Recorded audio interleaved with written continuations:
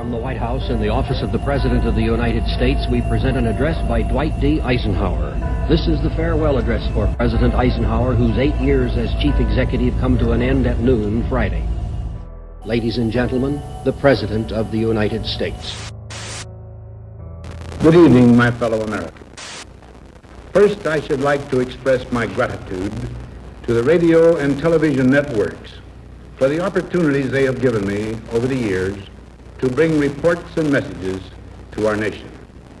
My special thanks go to them for the opportunity of addressing you this evening. This evening, I come to you with a message of leave-taking and farewell, and to share a few final thoughts with you, my countrymen.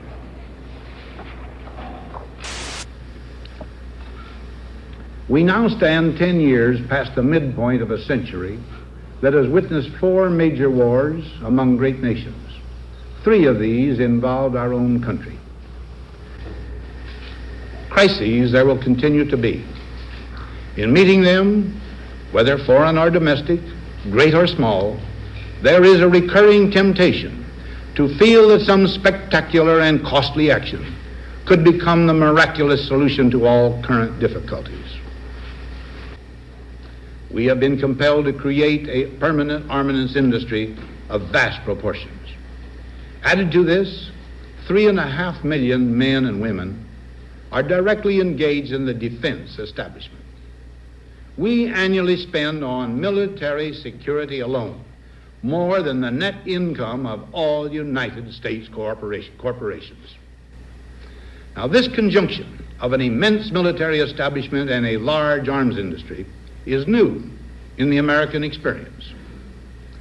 The total influence, economic, political, even spiritual, is felt in every city, every state house, every office of the federal government.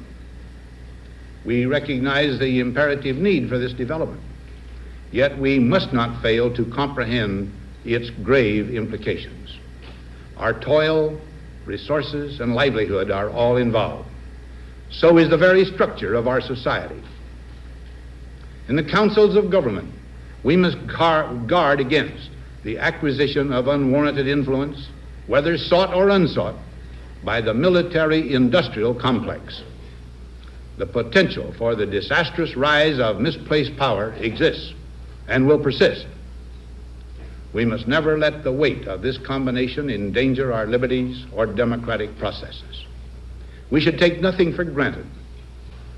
Today, the solitary inventor, tinkering in his shop, has been overshadowed by task forces of scientists in laboratories and testing fields. In the same fashion, the free university, historically the fountainhead of free ideas and scientific discovery, has experienced a revolution in the conduct of research. Yet in holding scientific research and discovery in respect, as we should, we must also be alert to the equal and opposite danger that public policy could itself become the captive of a scientific, technological elite. During the long lane of the history yet to be written, America knows that this world of ours, ever growing smaller, must avoid becoming a community of dreadful fear and hate, and be instead a proud confederation of mutual trust and respect. You and I, my fellow citizens, need to be strong in our faith that all nations under God will reach the goal of peace with justice. To all the peoples of the world, I once more give expression to America's prayerful and continuing aspiration. We pray that peoples of all faiths, all races, all nations may have their great human needs satisfied, that those now denied opportunity shall come to enjoy it to the full, that all who yearn for freedom may experience its spiritual blessings. Those who have freedom will understand also its heavy responsibility, that all who are insensitive to the needs of others will learn charity, and that the scourges of poverty, disease, and ignorance will be made disappear from the earth.